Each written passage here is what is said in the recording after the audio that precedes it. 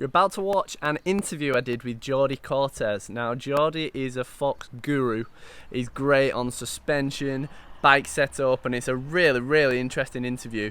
Now, Jordi unfortunately lives in California and I live here in the UK, so there was a bit of a lag when we were chatting and some slight technical issues, but the interview's still good. Whenever it breaks up, it lasts about 5 seconds, something like that, so make sure you keep watching because the line does come better when it does break up.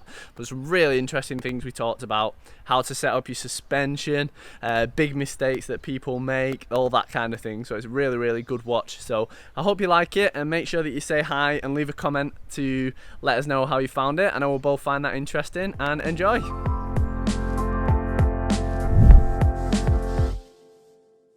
So to start, Jordi, how would you describe who you are and what you do for the few people listening who don't already know?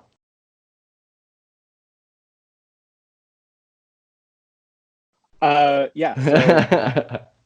I work for Fox Suspension on the bicycle side and travel to all the World Cups, sometimes EWS's, test sessions, and I work with our top athletes, basically trying to get them to win races so that we can improve product and make things better for everybody.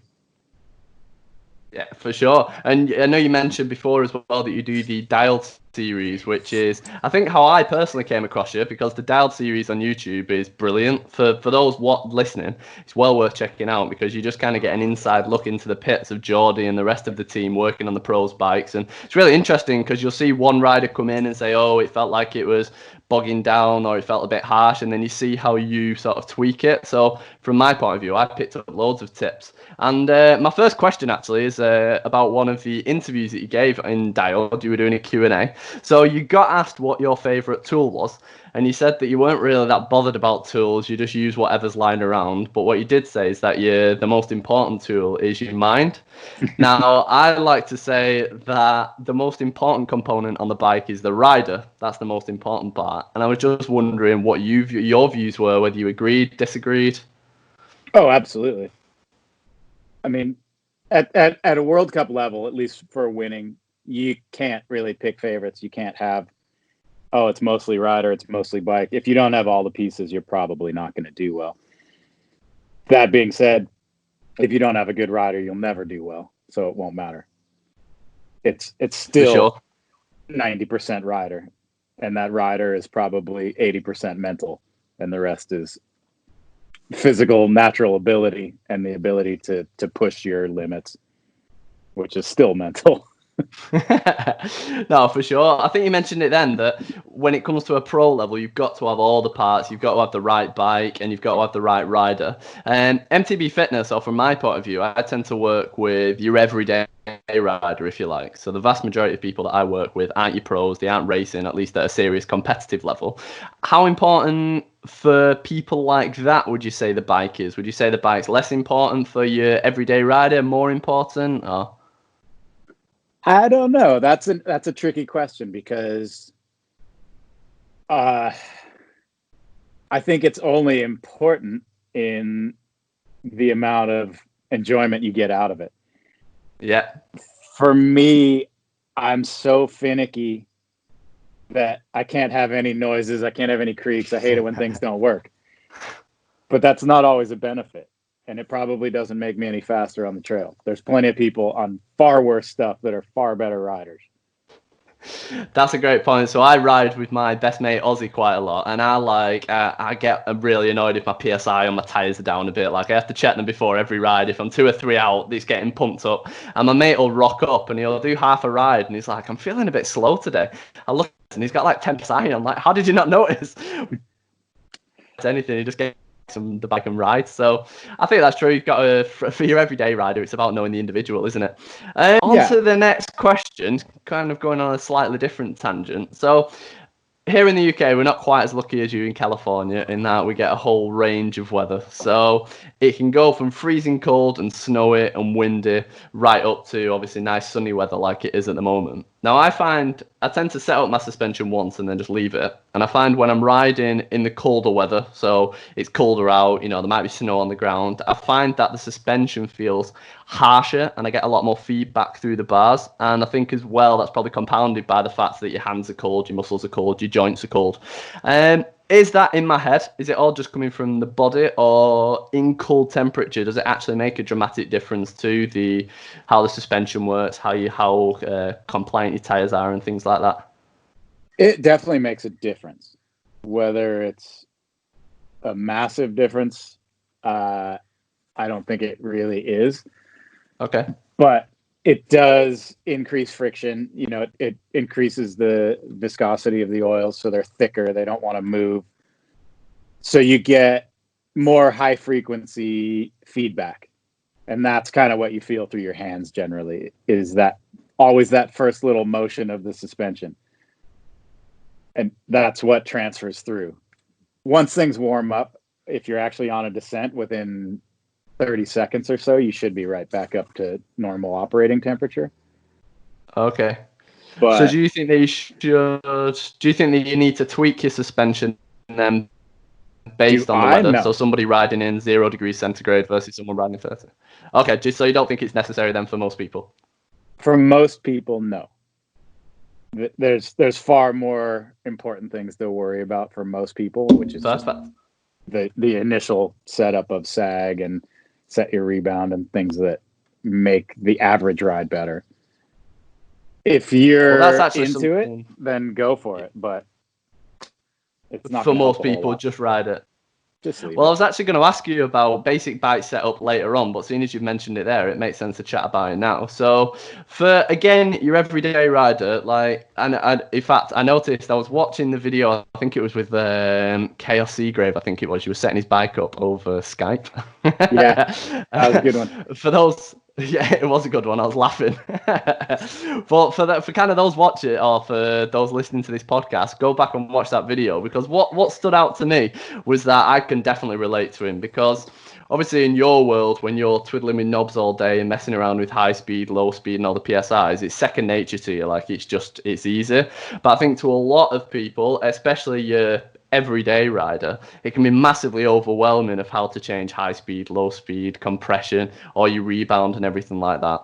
So what's the most important kind of bang for your buck, if you like, when it comes to your everyday rider setting up the suspension? What are the things that they should do to get the best reward without getting overwhelmed? I mean, pressure is number one, always. If you don't have the right spring, you're just shooting in the dark. There's no point in doing anything. You can't set any of the other settings without proper spring, which is pressure or a coil spring, however you want to do it. So check your sag. The second would be volume, which is volume spacers to either prevent bottom out or to use full travel when you're not. And then we always go to rebound, which is the next most important. So it's always a circular process, and it doesn't mean that you go through it once and you're done. It might mean that you do pressure, volume, rebound, then you go back to pressure again, then you do volume again, and then rebound. It's a learning curve, just like anything else, but there's not that many variables, really. If you just sit down and make yourself a little cheat sheet that has your pressure, your volume, your rebound. And what I see most people doing is turning things without any thought process or any idea of where they're starting from.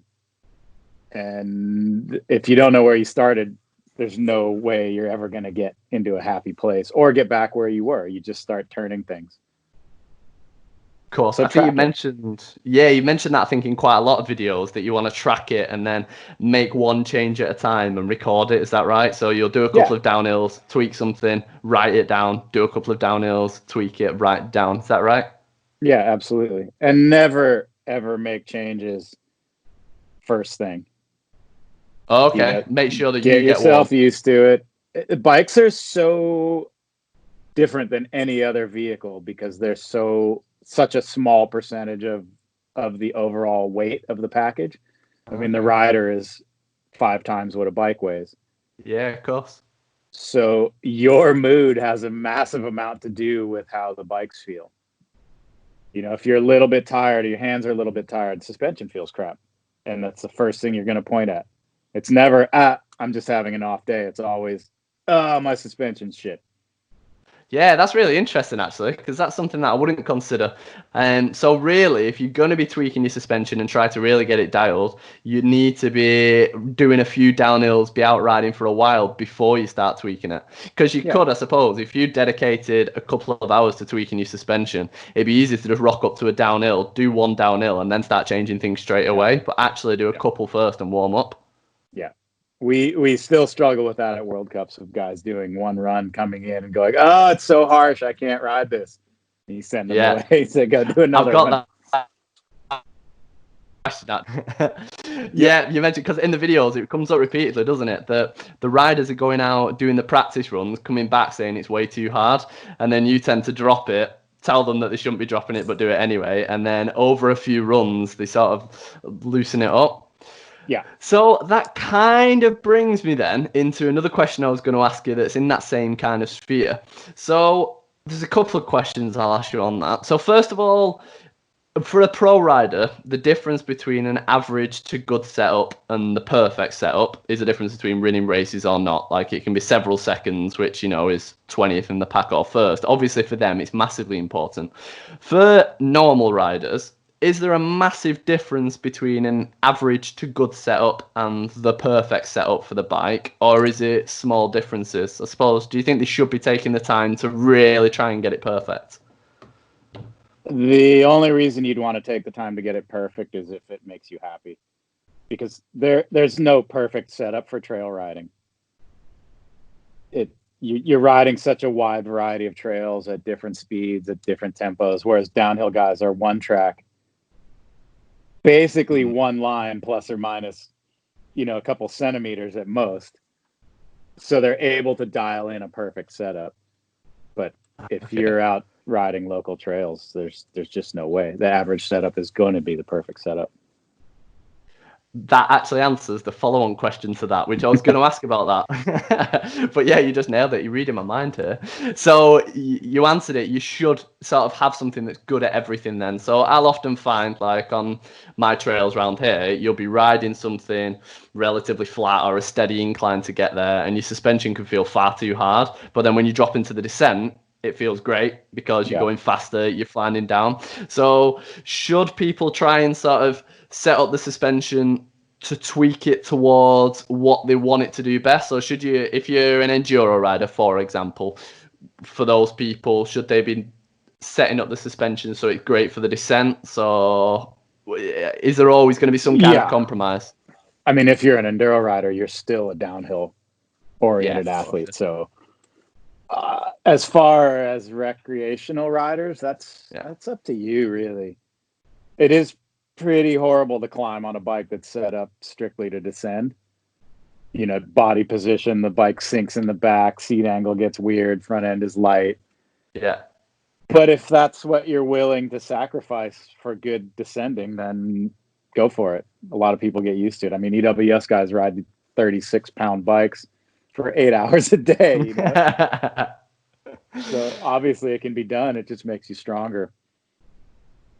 I think it partly depends on what kind of rider you are. I have like a big 170 mil bike, and you ride it completely differently. You don't stand up and sprint out of turns and hammer around, or at least I don't personally. Like, you stay seated, you're kind of conservative, and then you pin it on the descents. And then I have a small, like 120 mil bike that's much more fun, and you just ride it in a different way. You stand up more, you accelerate harder, and you ride flatter stuff faster. Yeah, I think one thing that I always pick up on your videos, and the same kind of trend coming through here. So you'll see a lot of riders ask questions in Facebook groups. So they'll come back from a ride and they'll say, the fork felt really hard there, what do I need to do?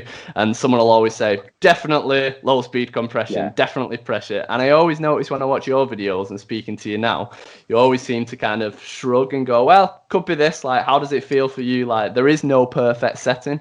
So would you say that it's very much an individual thing and you just need to tweak and find what works for you? Because that's very much what I get from talking to you. Sort of. it's not an individual thing. Like, there is a correct way of doing it. Okay. There is a proper pressure, there is a proper volume, there is a proper rebound. That's not up for debate. Okay. That's one of the first things amateurs, rookies, pain in the asses, they come in and they say, well, I tend to ride it like this. And well, if you tend to ride it that way, beat it. Go do it yourself. Like, I'm here to do it the right way. Which, it's not my theory. It's just the way suspension works. So if people were to go out and spend 3 hours watching your videos now, you could probably get a pretty good instructional from you of the basics to get your bike set up right. They do that as per instructions, and then they go out on a ride and it feels uncomfortable. Would your advice just be then to just push through because the bike is set up right? It depends, because again, if you're doing short sections of a single trail, you do tend to set the bike up to do that trail. Yeah. So for an enduro rider or trail rider, you should kind of move around a little bit.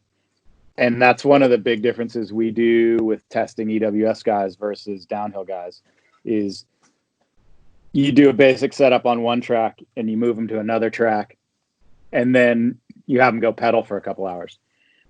Okay. And if all three of those work well, then you've got a good setup. Right. Okay. So yeah, now that's good. That makes sense. And I think it is interesting what you said there about there is a right way and a wrong way to do it, because that gives us riders, I suppose, that don't necessarily have the luxury of working with someone like yourself and getting the bike set up, that there is, that good baseline that you can definitely work off. So let me just scroll back 2 seconds.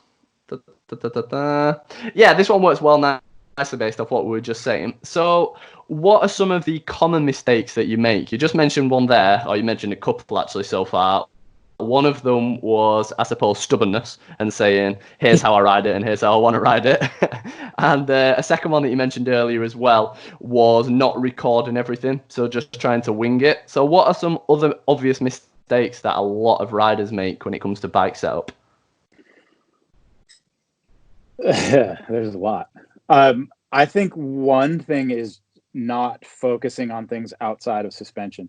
Suspension is such a black art to some people, even though it is quite basic.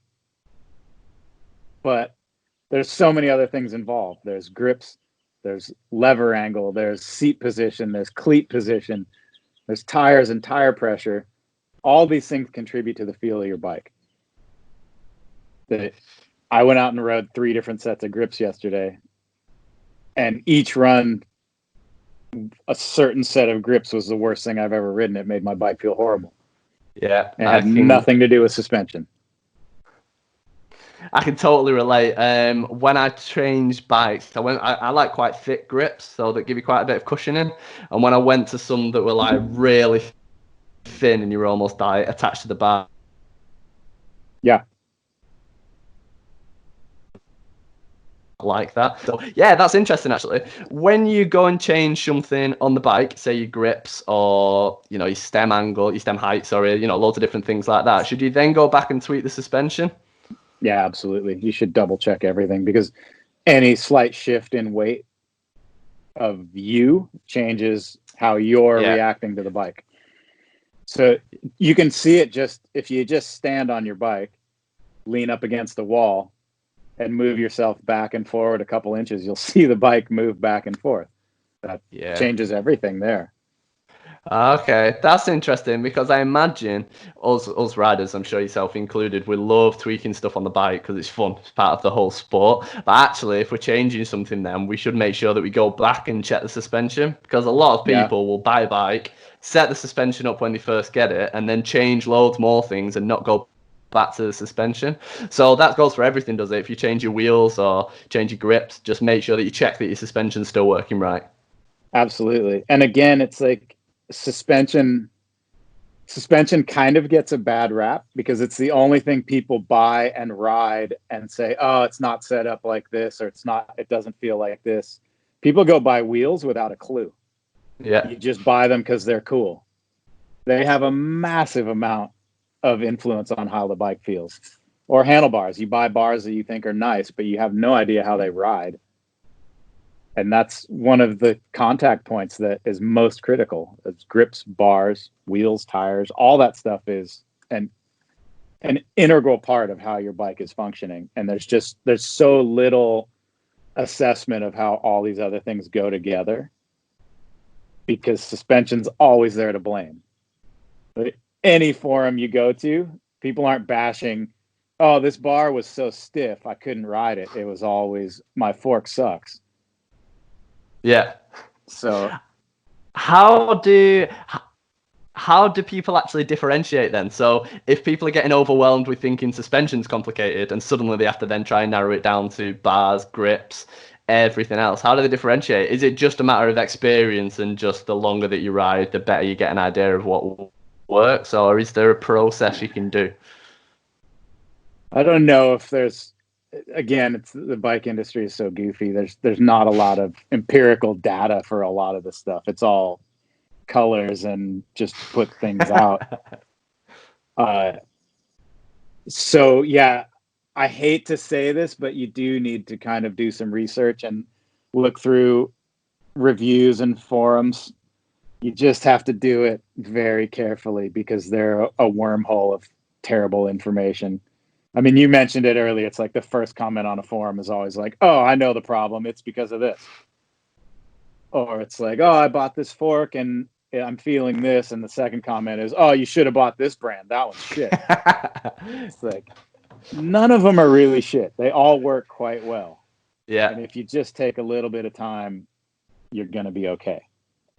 Yeah, it's so true. And I think, obviously, experts in your own area, there's tends to be many different answers. So if somebody comes to you and says, how do I need to change my fork for X problem? You've probably got several different solutions to it. It's the same if somebody comes to me and says, I've got a pain in my shoulder. I felt it tweak slightly when I was training. It's like, right, well, it could be this, it could be this, it could be this, it could be this, it could be several things. And generally you have to ask them 5-10 questions before you can narrow it down.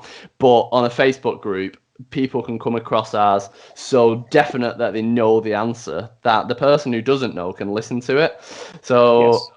Yeah, I think it's people have their own areas of expertise. Somebody might be a lawyer, for example, who's asking for bike advice, and they'll be able to spot bad law advice out there. But as soon as you're asking about something you don't know, you think the person who comes across with the most sort of definiteness in their answer is right, and it's often just not the case. I think the more experts you speak to in whatever field, you realize that there's never just one answer. It's always one of several. Yeah, I would agree. Nobody smart is ever going to tell you that they have the answer. Yeah. They're going to say, well, it could be this, or I'd look at this, or I'd look at this.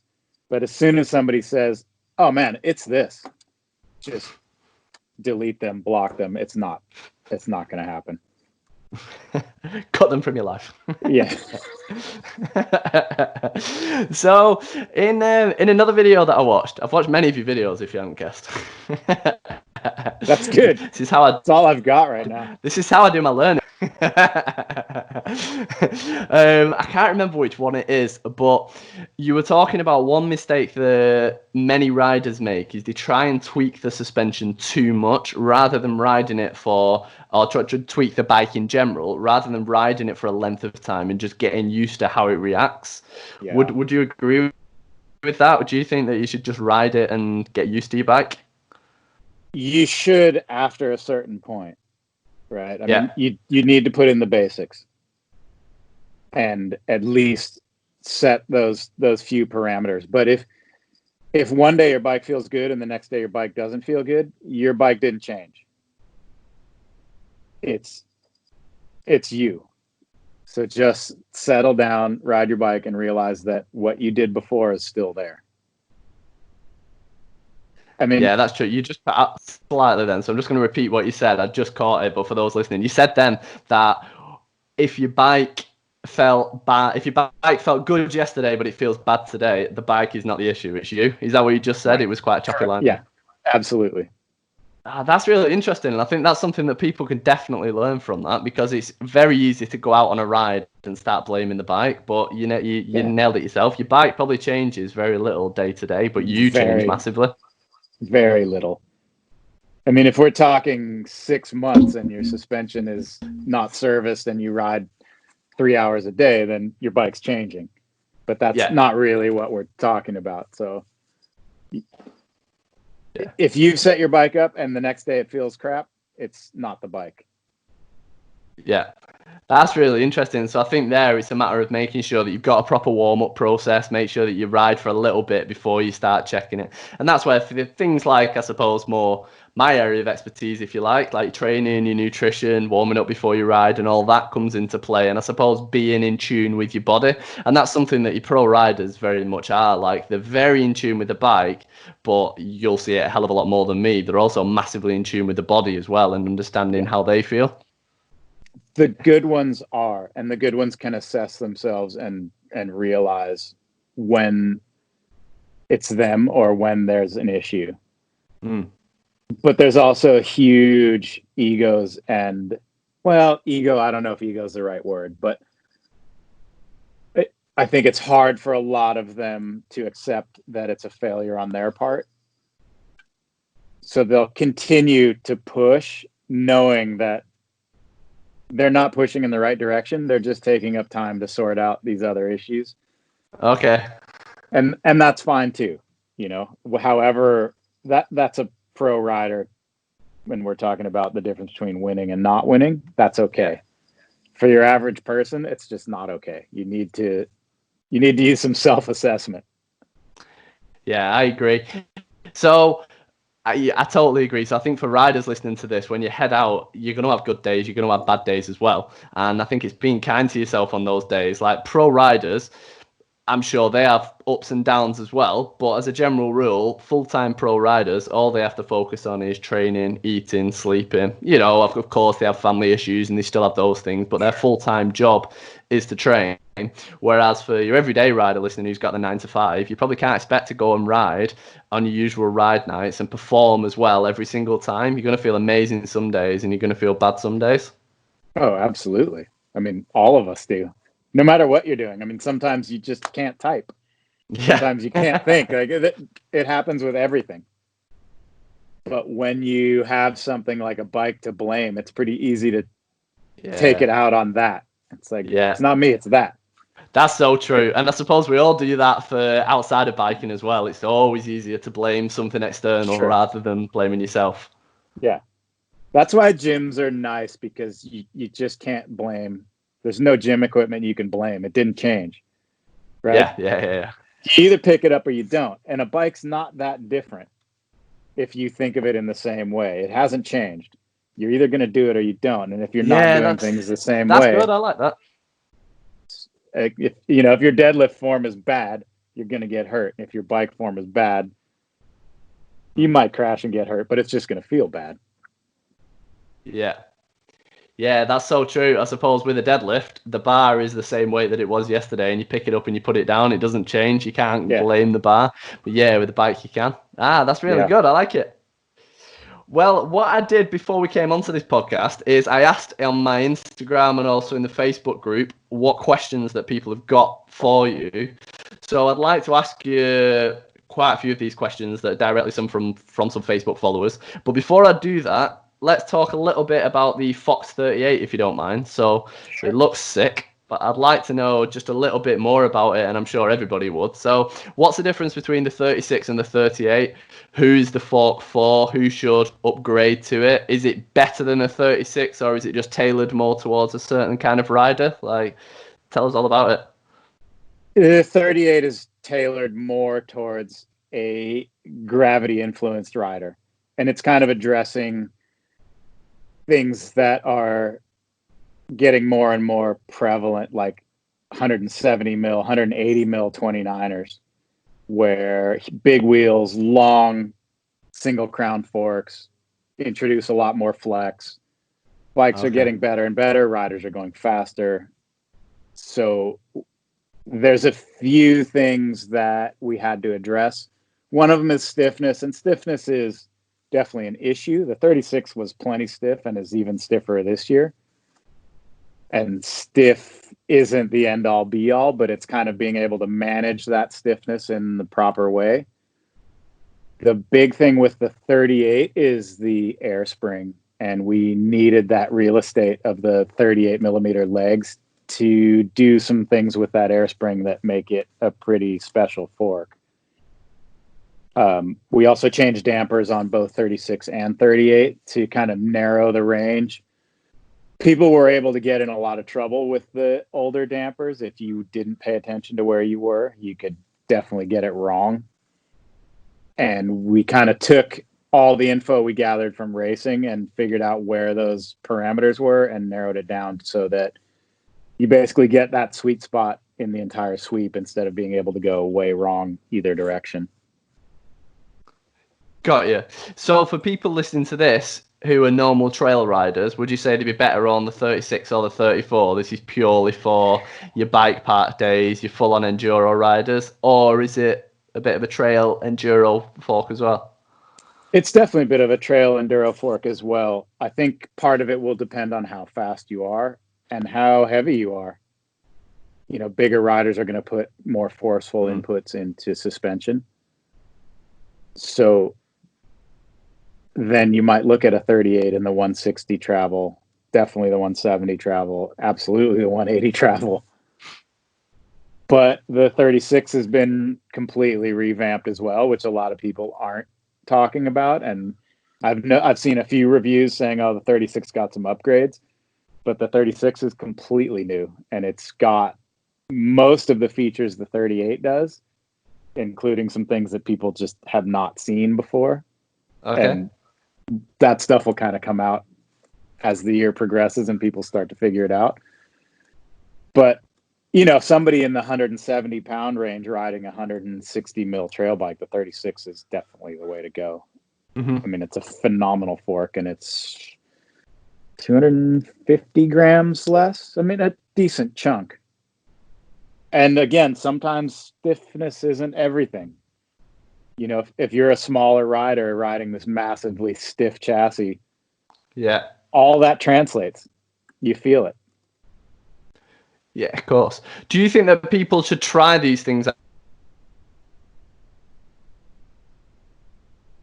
to a demo day and sort of try 36, try the 38, and what's best for you? I do. Like, I wish that was easier to do.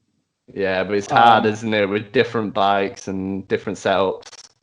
Yeah, and you know, you'd need to go get the bike, figure out how to set it up. There's very few demos that are set up to actually cater to individual people. It's kind of just like this. Here, just go ride it. Yeah. This is your basic setup.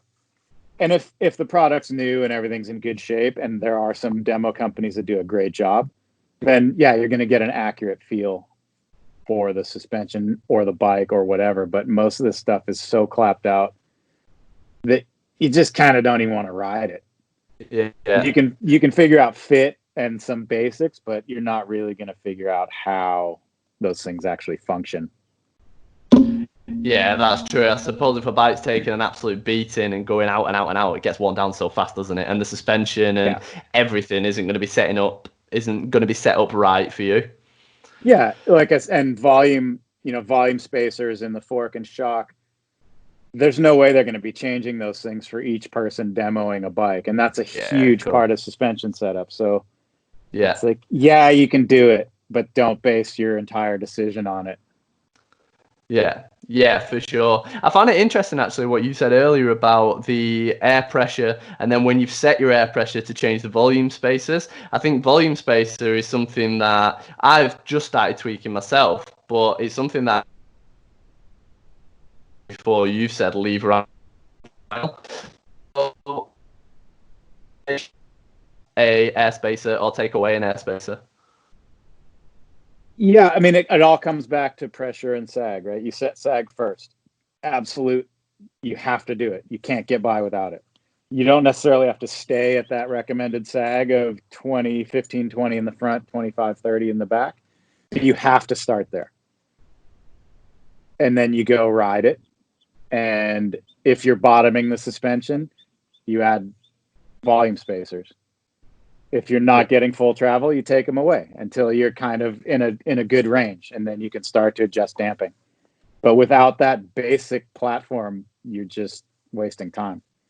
That's really interesting. I think a lot of people would set you'll know more than me, but I think they would set the pressure and then either change the pressure based on how it feels or then start to rebound because obviously to set an volume spacer you've got to open the shock or open the fork up. It seems more complicated. So I think a lot of people listening will find that useful, that actually when you've done the sag, then look at volume spacers rather than tweaking your compression and your rebound. Absolutely. And the shock looks a little bit more intimidating, but they're still quite easy to do. There's so many online videos of showing you how to replace a volume spacer that anybody that can comfortably take the shock out of the frame and look at it can easily replace a volume spacer. So for the next section, I've got some questions from followers that I'd really love. Well, I know they would love it if you'd answer. So I'm just going to go through them one by one. Some are detailed, some are quite short answers. So I'd love to just hear your opinion on them. So Simeon says, please can I have a small basic summary of where we should start in terms of maintaining your suspension?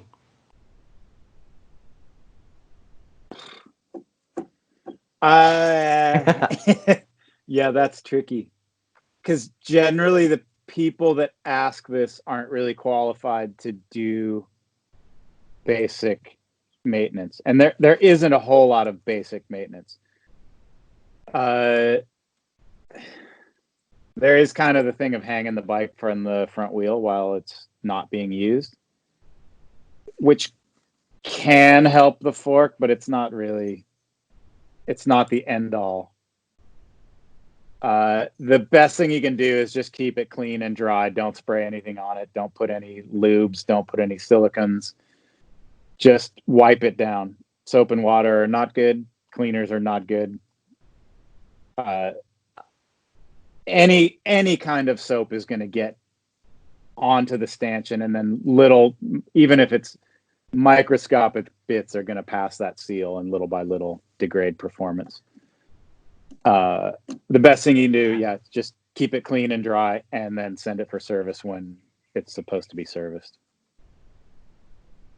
That's really interesting, actually. So somebody further on was about to ask you about that, but you've already mentioned it, so I may as well. So you said then don't spray. So things like muck off, for example, would you say don't spray the cleaner on the stanchions and don't spray the after spray on? I do both of those things. So you're about to change my... There's a couple products that are okay. There's like a suspension clean that's fine. But again, you've got a seal and a stanchion, and anything you spray is going to at least adhere to that seal and stanchion a little bit. A tiny bit of fork lube or the gold oil or something like that is okay. But again, it's on the outside. It's going to attract dirt. In the long run, it's probably not a good idea. Okay. If you're a competent mechanic and you're doing lower leg services, which are incredibly easy and a decent thing to do in between real services. So what we do at World Cups is just dropping lowers, cleaning them, putting fresh oil in. And that keeps you top performance week to week. That's interesting. So when a rider gets back from a ride, how should they clean their stanchions then? And bear in mind, here in the UK, anyway, to speak of, it can be dusty one day. Well, rarely.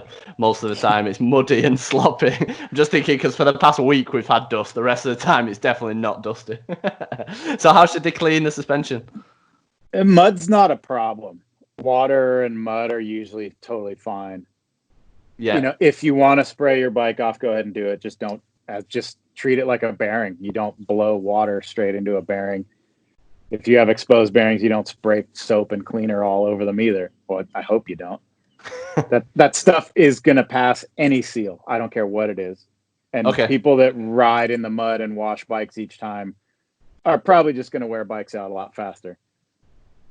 Yeah, of course. I live in Northern California, so it does rain. It gets cold. We ride in the mud. The only thing I clean is my chain. There's no rubber. There's no seals. You clean the drivetrain out and then just put the bike away.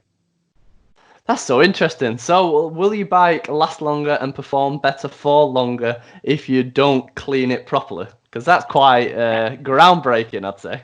I, I, that's kind of one of my things. I don't know. The more you wash things, to me, the more they wear out. And obviously, there's mechanical parts that are two pieces of metal rubbing together, chains, cassettes. Those things need to be cleaned. I mean, the more grit that's in them. Yeah, the more wear. Yeah.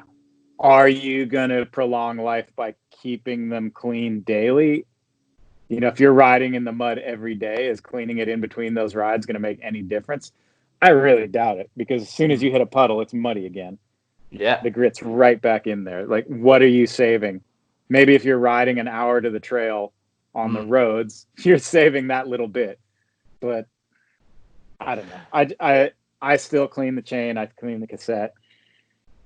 You know, little pedals and pivot points that aren't protected with bearings, you can brush them off and put a little spray lube in there. But I don't soap my bike up, scrub hubs, bearings, things like that. I just don't think it's going to prolong the life of your bike.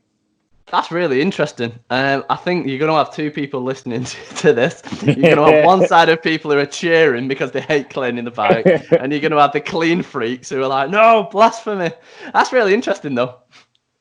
I mean, if you want to wash your bike, go for it. But you're spraying soap on a bearing. Yeah. Unless you're riding a rigid hardtail, and then you still have a bottom bracket and a headset. Yeah.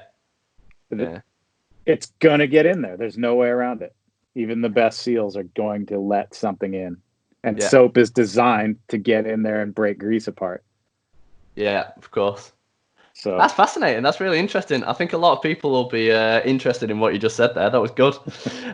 Mostly I'm just lazy. I don't want to wash my bike. Yeah, you've come up with a whole philosophy just to stop you from riding your bike, from having to clean your bike. And now you're going to spread it, so everybody's going to be doing it. Muck-off shares are plummeting. Yeah, exactly. You're going to be getting a hit list on you. Yeah, that could happen. So, an easier question for you to answer. Less, what's the word? I can't think of the right word. Thomas says, will Fox be releasing more special colour schemes for upcoming forks and shocks?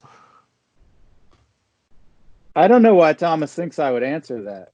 Well, I thought the exact same thing. In fact, in the comment, I've said he's not going to. It was in my group. I think I said he's not going to answer that, but I'll ask. Somebody messaged me a couple days before the 38 launch and asked if I'd share any information about the 38. And I was like, why would I do that? Like, do you not understand the function of any of this stuff? But honestly, I don't know. I don't pay any attention to colors. I don't really care. That's for marketing people. All my stuff's black for the most part. You'd hate my bike. Mine's like a mix of turquoise and orange. Everything's colour matched.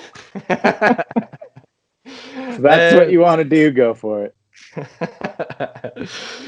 Chris says, you mentioned it slightly earlier. Does it harm forks and shocks being inverted for a long period of time? So if you flick your bike over. Oh, okay. Nah, not at all. Cool. There's the answer. Might harm your brakes. I would never turn a bike upside down. Because, I mean, no matter what brake system you have, you're always going to have a little pocket of air in the master cylinder, even if you've just bled them. You flip it upside down, it's just going to try to migrate farther down towards the caliper and then be harder. So, yeah, of course. Okay. Where are we? I've already answered the next one. James says, how important is it to balance the front and rear suspension? You've answered that already. Very important, I think is what you would say. But the follow-up to that, what's the best way to do that? Set sag. Yeah.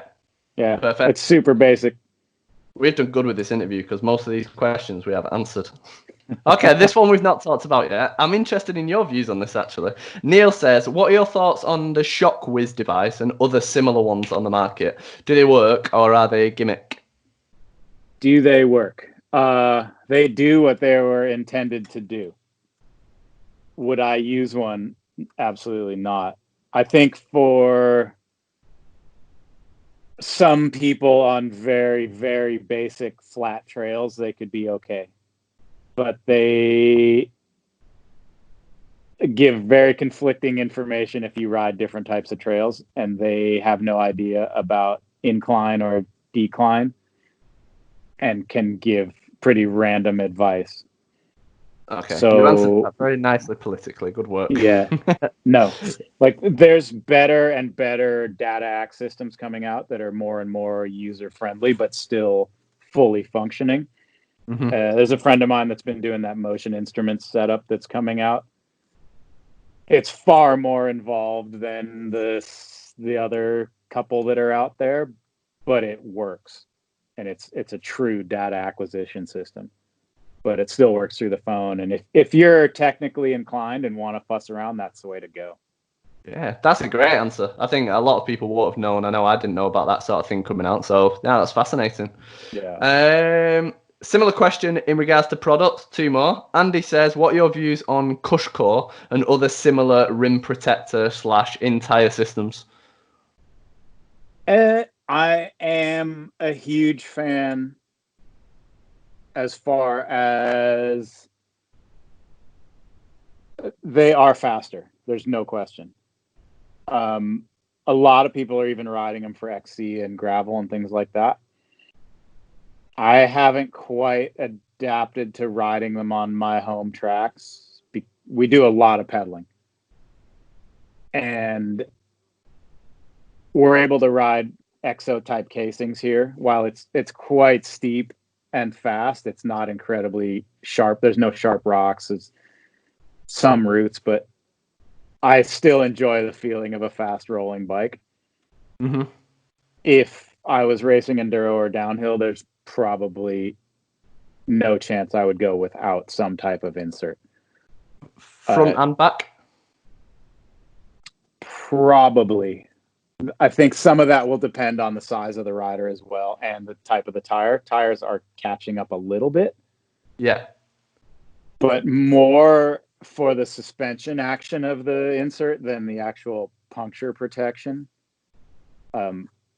Some of them allow you to ride on a flat, which is pretty critical for downhill. Yeah.